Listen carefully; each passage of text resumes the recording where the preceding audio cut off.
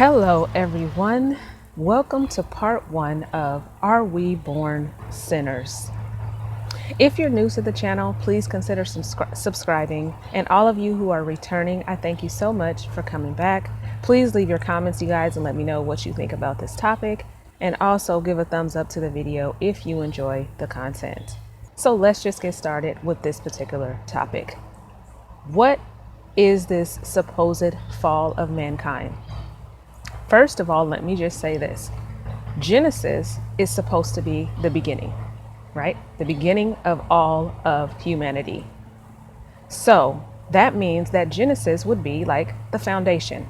And how many of you know that when it comes to a foundation, that foundation has to be solid in order for a structure or something to stand upon it? So if the whole entire ideology that people believe based on this Bible starts off in Genesis, then that means that all of the concepts and all of the things discussed in Genesis need to be very, very solid and have a very, very solid foundation in order for everything else that follows it to be true. Okay, so when we talk about this fall of mankind, people believe that we are in a fallen state as a result of this decision that Adam and Eve made. Now, I said it that way for a particular reason. Decision, because we all have free will, right? So they were given a commission or a warning and told not to do something, right? And told that this particular thing would lead to death. Okay, but is that thing really what led to death?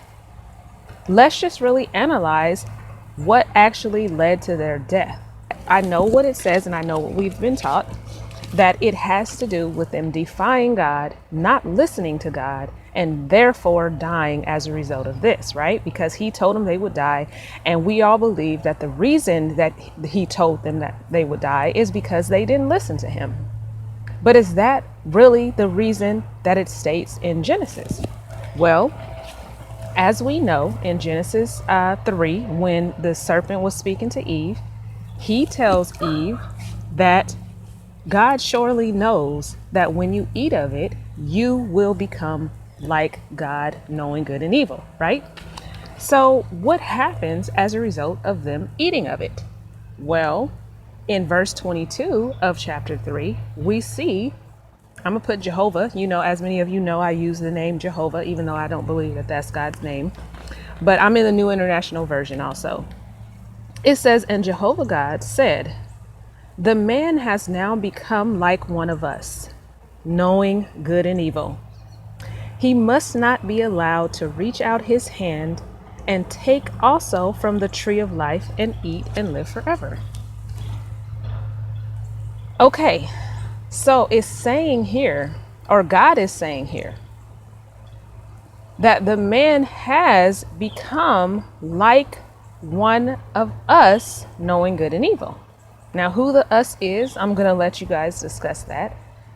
But it seems that God is saying or confirming what Satan or the serpent actually said, which was that as a result of eating the fruit, they would become like God. God is acknowledging the man has become like one of us, okay?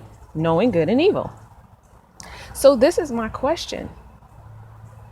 If one becomes like God as a result of something that they do, how is that a fall?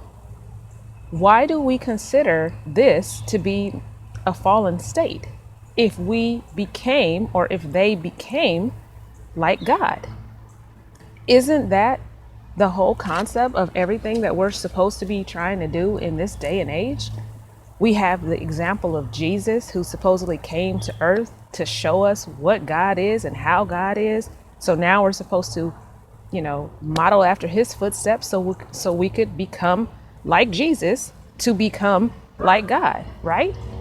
So why is something that would make them become like God a fall? Why do we consider it that way? I know what some of the other scriptures say further along, okay? I'm not talking about any of that. Again, this is the foundation of everything. So why is it considered a fall? Does God consider it a fall? Now, before I get to the answer to that question, I want to acknowledge one thing. I know that some people say that Adam and Eve probably weren't ready for this responsibility, that God only wanted what was good for them. And so he was trying to protect them. But then if that is the case, what is he actually protecting them from? Because if you think of being in just a state of good, where everything is just perfect and pure and you have no concept of anything negative, anything bad, wouldn't that put you in a state that's sort of like a child? You have no concept of anything negative or bad, right? So you have a very pure nature. So if that is the state that Adam and Eve was in, and that's the state he wanted them to stay in, then how is it that if they were in such an innocent state as this, and they had absolutely no concept of evil, right, according to what we believe, how is it that they were even punished for what they did? Because they would not have even known that what they were doing is bad. They had no concept of good and bad the way that we do in our day.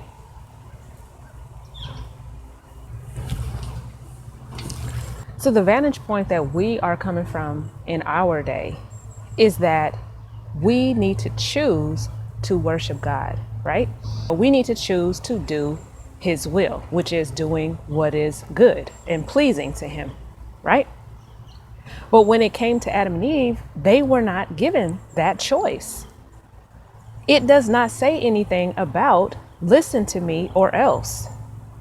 Listen to me or you die. Do what I say or you die.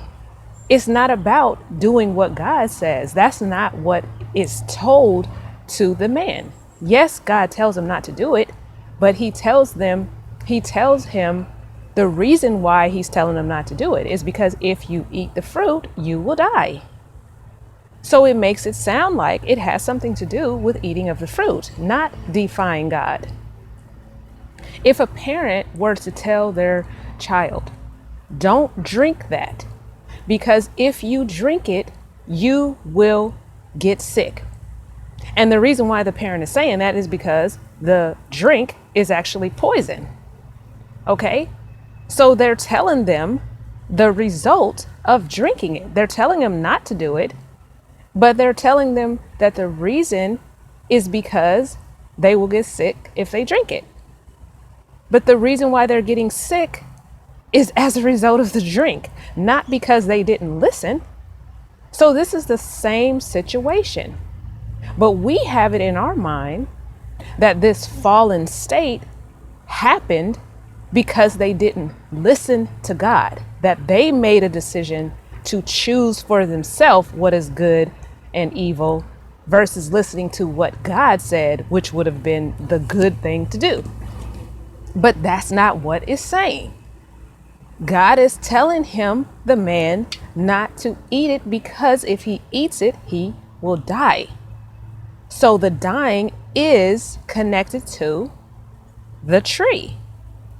And people want to say that it had nothing to do with the fruit, but you can clearly see that it does have something to do with the fruit. Just like we have the tree of life that was sitting right next to the tree of knowledge in the garden, obviously the fruit from the tree of life was what was going to make man live forever, right? So it has something to do with the fruit. Otherwise, God would not have blocked this tree after they ate of the, of the tree of knowledge of good and evil. Okay, so again, going back to this whole thing as far as how God looked at it, what did God actually have a problem with? Did he have a problem because they didn't listen to what he said? Let's go back to Genesis 3:22 again and see exactly what God seems to have a problem with. And Jehovah God said, the man has now become like one of us, knowing good and evil. He must not be allowed to reach out his hand and take also from the tree of life and eat and live forever. Okay, so we say that the reason why men died has to do with not listening. But God is clearly saying here that the man still could have lived if he ate from the tree of life. Correct? Because he had to block the tree of life. He said, because the man now knows good and evil like us, he must not be allowed to reach out his hand and take from the tree of life and live forever. Which means that there was a problem with knowing good and evil. What could possibly be the problem that God would have with that? Does that even make sense? If God wants us to have free will and be able to choose to serve him, we need to know the difference between good and evil. How would we be choosing to do what is good if we don't know what that even means? You see, it's almost as though they would have had to do what they did in order for us to get an opportunity to prove ourselves to God. What a paradoxical situation, if you really think about it. But again, the main question that I want to leave you with, why is this considered a fall if it meant that they became like God? That does not make sense. But stay tuned for part 2, where I'm going to discuss